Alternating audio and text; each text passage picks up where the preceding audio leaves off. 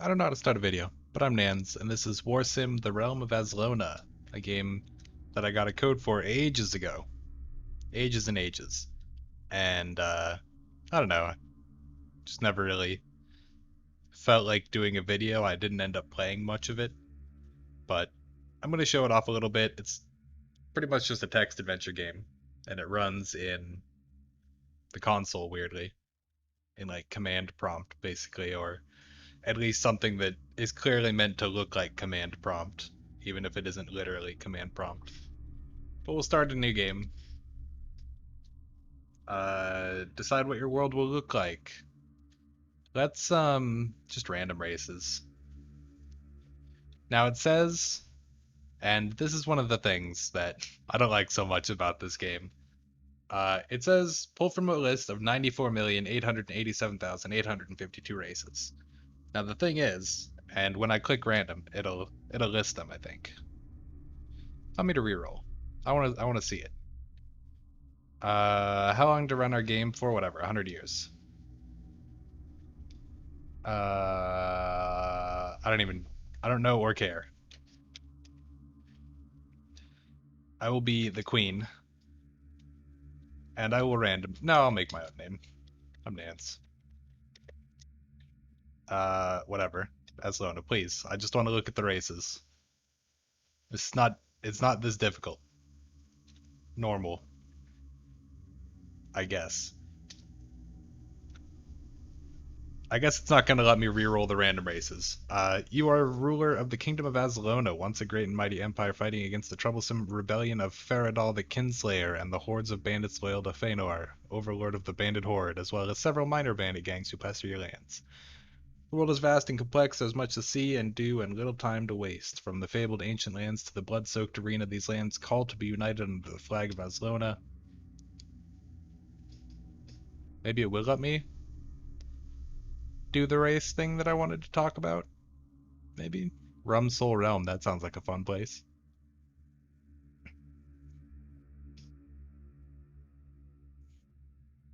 Okay, so yeah, we can look at it here. So my mouse visible? It is. Okay. So you can see here, whatever. Name doesn't really matter. The immense admiralty led by Grand Admiral Ashnod Snakeroot. So this is baby tropical druids. This the the baby tropical druids, this is a possible race. Tropical druids also a race. Druids also a race. Baby druids also a race. You see what I mean? So like it said 90 million or whatever. Whatever it said, 9 million. I don't remember. You can go back and look. It says that many, but it's that many in the same way that Borderlands has like billions of possible guns, where it's really just a bunch of pieces and then every combination is possible. So it's not really 90 million. It's more like, maybe a couple thousand and then many, many, many adjectives that change them. So, I don't know, it's kind of disingenuous, I think, to say that there's that many races when it's not actually that many. I can actually generate a new set of races here. So let's do that. Do this a few times. But uh it kind of goes into the update log for this game as well. Oh, yeah, it won't show if I tab over. So let's click on the most recent update that came out today, 0.8.3.4. It says less bugs, more content, 185 features. So that's the thing I want to nitpick here is it says 185 features, but if you look at the list, there's alternate screen for an existing map. Sure, that's a feature, I guess. Gold indicators. New places the gold should be reported. After spending gold, basically, or when you're going to spend gold, it'll show your gold. And that is 6 features because it adds it in 6 places. Sound reduction efforts, reduced volume of five things that I guess were too loud, some sound effects, five features. Those aren't features, first of all. Those are tweaks. Just saying. And then new name suffixes. This is the kind of thing that really bloats up the list. And this is 32 features, and it's just 32 different name suffixes. And all they do, at least as far as I can tell, is they change your battle score. And they aren't even all like different battle scores. So we have The Walking Dead, which is minus 11 battle score, and then The Spineless Coward, which is also minus 11 battle score. And those are, I guess, two separate features. And then more name suffixes, I guess. There's another 65 of those. Again, all they seem to do is battle score. Bug fixes, 74 features. Bug fixes are not features, they are bug fixes. And none of these are actual features in this list. They're just like fixing text bugs, which I guess is just a typo, which is barely even a bug. I mean, a bunch of these entries are like fixed 80 plus text bugs, so I'm surprised they didn't say like fixed or bug fixes 500 features. Might as well if you're counting anything. But every patch is like that for this game. March 5th seems like mostly a bug fixing update, 175 features. More bug fixes on March 3rd, 119. More bug fixes mostly. Lots of bug fixes. And considering they count typos as bugs, then, I guess it makes sense. Just, on and on and on and on and on and on, and 330 features and 1,000 features. And there was some ridiculous one I saw a long time ago that was like, 30,000 features or something like that. And it's like, I guess it's not wrong, technically speaking. It just feels really disingenuous to list it like that. Anyways, back to this. Masked Minotaurs, Arcane Slime Trolls, Psychotic Snow Kobolds, Mouthless Space Shades, Horned Treetop Minotaurs. So see, here you can actually see Masked Minotaurs and Horned Treetop Minotaurs. These are essentially the same race. They just have different adjectives. It's not that different. It's not actually millions. Okay? Just saying. I'll accept these races. We need to actually play the game a little bit here. Enter 1337 on Warsim's main menu for a secret because it's 2006.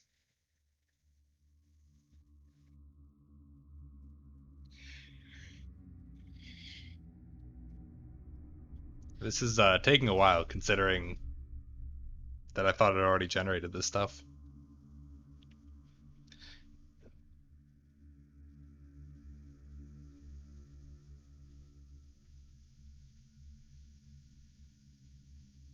And it sounds like I'm being really hard on it, and I mean I am, but the game is fun. Like when I played it, it just wasn't really my thing because I don't like text adventures so much. But if you enjoy text adventures, it's pretty good. Feels like there's a lot to do, a lot of the same stuff to do with different adjectives, but a lot of stuff to do. The world is full of mystery and wonder, and there are many peoples in this world. They are men, masked minotaurs, arcane slime trolls, psychotic snow kobolds, mouthless space shades, horned treetop minotaurs, goblins, and demons. So I think humans, goblins, and demons are just always in the world, I guess. The annals of history remember well your rise to the throne. How did it happen? My father, the previous ruler, was assassinated, or died of old age, or turned mad and was jailed. I won the throne in a bet with the previous ruler. I'm a bandit warlord and took the throne with my bandit army. Stole the throne with my demonic trickery to serve the overlord. Pulled a fabled sword from a stone. Father's a village elder and inherited the throne by accident. Enslaved forces were able to overthrow the previous ruler, won the throne in a tournament to find new ruler by strength. I led a slave revolt and overthrow slavers who ruled. It's a long story. Leave it up to fate. I choose that I am King Arthur. And I pulled a sword from a stone. Did King Arthur pull a sword from a stone? Yeah, I think he did.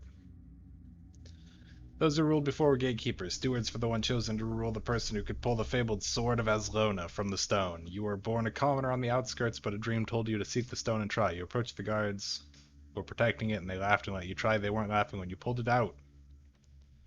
+5 public opinion. You're invited to the royal crowning ceremony where you can learn of your newly inherited realm. Of course, you are the ruler of this kingdom and can also ignore the ceremony completely. I'll go to it. It's good form. And they have these like images for pretty much every screen, which is pretty neat. I imagine it probably takes a lot of work. You enter your throne room for the first time as the ruler of Aslona. Crowds of people gather to see their new queen. As you take a moment to observe the room, the High General of Aslona approaches. Sure. Excuse me, I pressed the key. General Goran Peichner. Greetings to you. I hope you are well, my lady. I shall crown you as the one true queen of Aslona. You gain this title by strength and destiny by pulling the fabled sword from the stone. You are now queen of Aslona. I pray your reign is long. I advise you on matters of war and military. I will serve you loyally, that I swear. Aslona's 5 territorial holdings make us a threat to others. The kingdom's personal army consists of 500 peasant workers, 200 soldiers, and 5 loyal knights who serve your cause. This, much like Cultist Simulator, lots of reading. This is a little bit less fun reading, though. I like the occult stuff from Cultist Simulator. This is a lot of like kingdom management stuff, which if you're into it, I guess you're into it. The image for this guy looks really weird. I'm not sure what's going on up there. I think the bottom 2 rows are supposed to be like a fluffy collar, and then I have no idea what's going on above that, except that the @ symbols are probably his ears, and the top is probably his hair.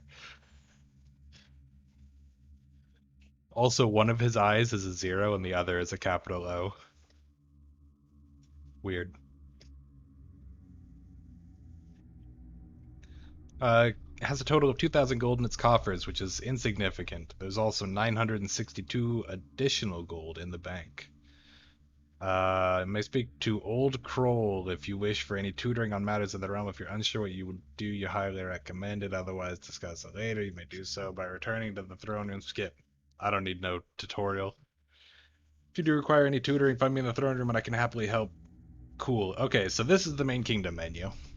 And there's a lot of things you can do. 12 things, in fact. I guess 13 if you count game save settings and extra. Or you can end the current year. So each of these takes time, I believe. Let's man, I don't even know. Let's arrange diplomacy.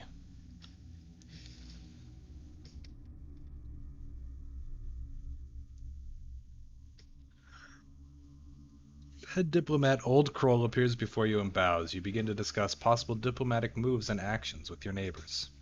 So rebels, I don't think we can do anything. No, we can. I don't know why they're gray. Bribe them to stop raiding you, 18,000. Bribe them to disband, 540,000. 5.4 million.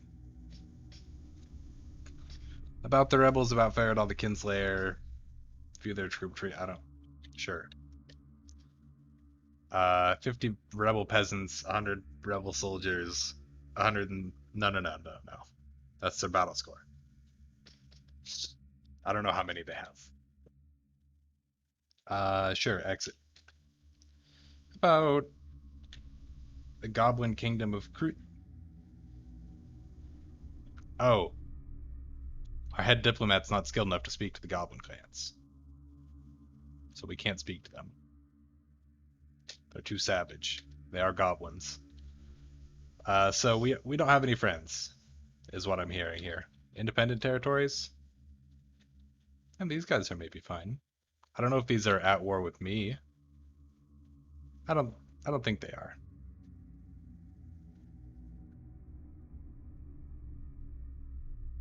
They see us as an enemy, but I don't think we're at war. What about the Blah? No. How about Mux's domain? Musha's domain? I don't know. Not possible due to their lack of civility and savage nature. Apparently, I can't talk to anybody.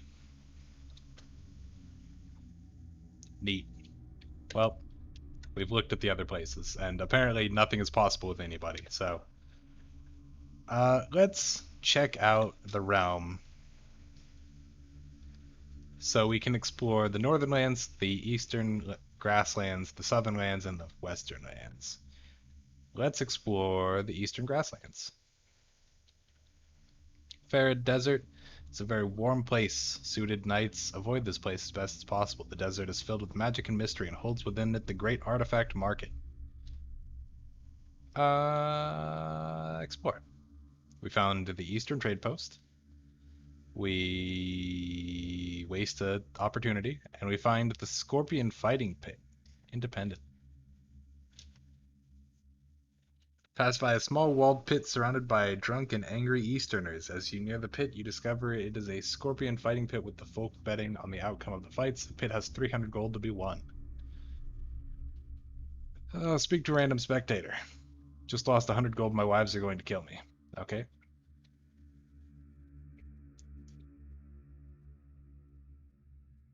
Let's um let's bet on a scorpion fight. You pay the entry fee of 25 gold coins and stand to watch the fight. The gates slide open and two scorpions emerge. The pins are snapping and stabbing. You watch as the old Farad scorpion and large Dunland scorpion charge in and prepare to fight. Which do I want to bet on? Large Dunland scorpion. How much do I want to bet? 2 hundo.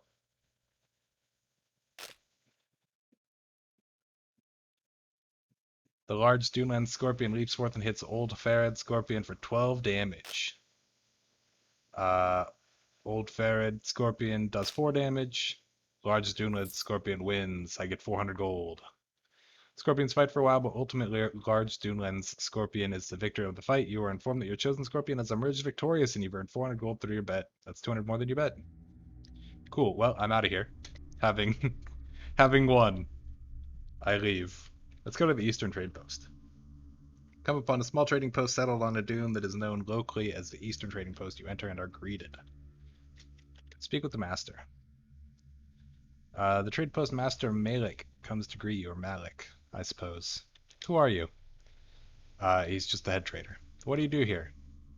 Make sure the men are happy, make sure passing caravans are doing their jobs. I guess that makes sense. What do you trade?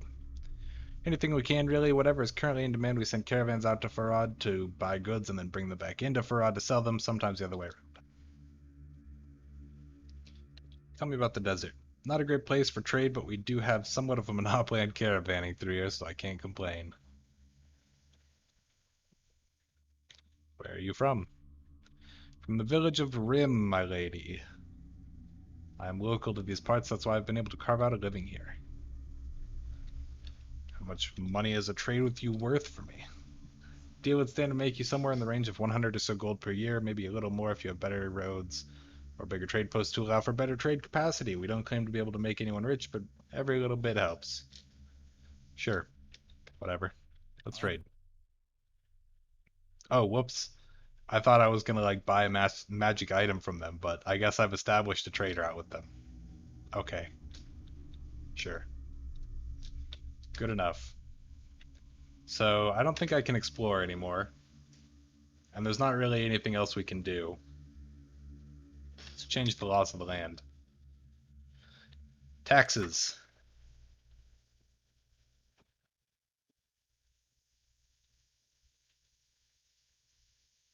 Tax, tax. Tax people's tax. More tax equals more tax, tax. That's my kind of tax. How about celebrations? Let's declare a new celebration. Please enter the new name. No periods, full stops, or dots, please. It is the day of memories. It is every 10 years. People will get drunk, and there will be parades, and there will be gifts and gold. Excellent.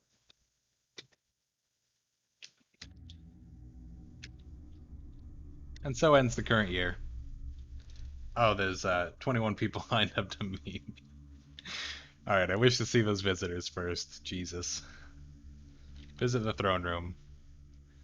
We can deal with visitors from across our realm and beyond. As time goes on, you may find the number of visitors swelling to huge lines. As a ruler, you may choose to deal with every last visitor, but if the task becomes too monotonous, you should look to hiring a steward. Stewards will deal with any visitors left unseen by you at the end of a turn. Cool. And there's a bunch of things. I'm not going to get a steward in this, so send in the next visitor. Visited by a well-off looking goblin who comes to you seeking financial aid to try and excavate an area ripe for gold deposits. He says that there are risks involved, but the rewards are potentially far greater. He asks for an investment of 10,000 gold. I don't have it. Send in the next one. Visited by an apprentice who says he ran a gambling scam in a nearby village and has brought some of his winnings to you. Sure.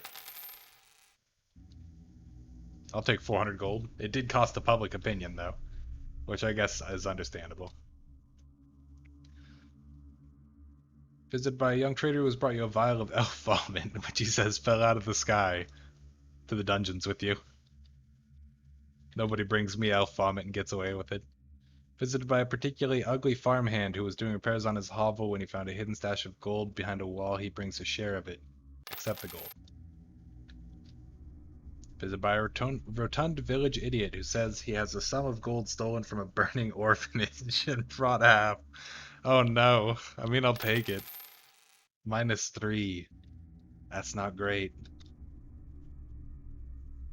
Man who is accused of burning a farm down. Explain yourself. I did it, but I won't do it again. To the dungeons. Oh, it's believed he was innocent. He did say he did it, is the thing. He did admit to it. Visited by a farmer who says the dispute needs to be settled. A local boy has been causing trouble. I'm an apple seller, but this boy grabs apples from wild trees and sells them from a small stall. It's threatening my business. Entrepreneurial. You are visited by an armed man who asks your permission to enlist in the mighty army of Aslona. Sure. Bless one soldier. Visited by a morbidly obese hunter who enters the throne room with 5 boys following him. Hail and well met, I bring you my sons. My lineage is strong. We are the strongest in our village. I'll let you have my boys for your army, but only at 50 gold per head. No? I have plenty of soldiers. Accused of trying to spread a message of anarchy. I asked him to explain. He said, no, please don't do this. That's not explaining. To the dungeons. It's believed he was guilty, at least, so, that's cool. He really wants a coin so we can throw it into a magic well. Sure. There you go, kid. Wise man who says he has some advice to share. There is a demonic presence in the black market. It has always slightly unnerved me. Okay. I'm indifferent. You may go now. Visited by a farmer who says a dispute needs to be settled. My neighbors do not believe in washing, it seems. They're quite positively the worst smelling folk in the land. They live like animals. I can smell them when I wake up in the morning and when I sleep at night. When I am farming, eating, talking, they're disgusting. Help me. I mean, I guess a ruler can't tell people how to smell.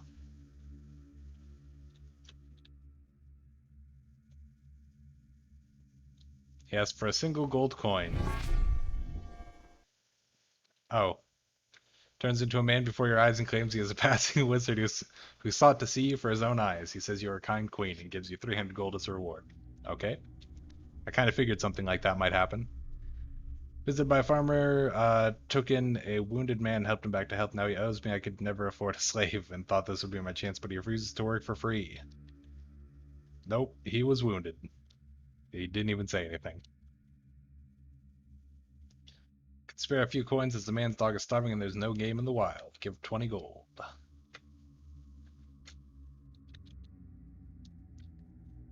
Requests a pay rise of 28 gold. Offer half. Diplomat wage is now 51 gold per year. That's such a huge raise. I increased it by what, 14 there? So he went from 37 to 51. That's gigantic. Claims to be a knight. Sure. Go on a quest. Burning a farm down. Ask to explain to the dungeons. Wishes to fight for you for glory and righteousness. Sure.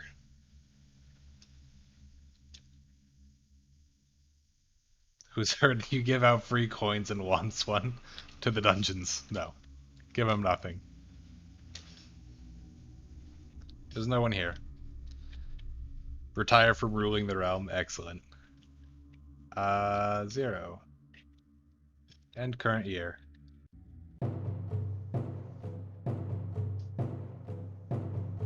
Man, that music got really loud, huh? Let's, attack the rebels. Invade. Send all my troops. Your men arrive in the rebels' territory and prepare for the battle that will soon take place. As you spot a rebel village, the enemy emerges and the battle begins. They lost some. We lost slightly less. We have some men remaining. We gain a land. Just like that, we've expanded our territory. Read through the advanced report. Sure. Oh my god, that's a lot of things. Good lord. My treasury is decreased by 2,000 gold, apparently. Anyways, this was Warsim. I think that's a pretty representative look of what this game is like. If text adventures in this style are your kind of thing, then, you know, it's a pretty good one. So check it out if it is your thing. It's on Steam. Otherwise, thanks for watching, and I'll see you guys all next time.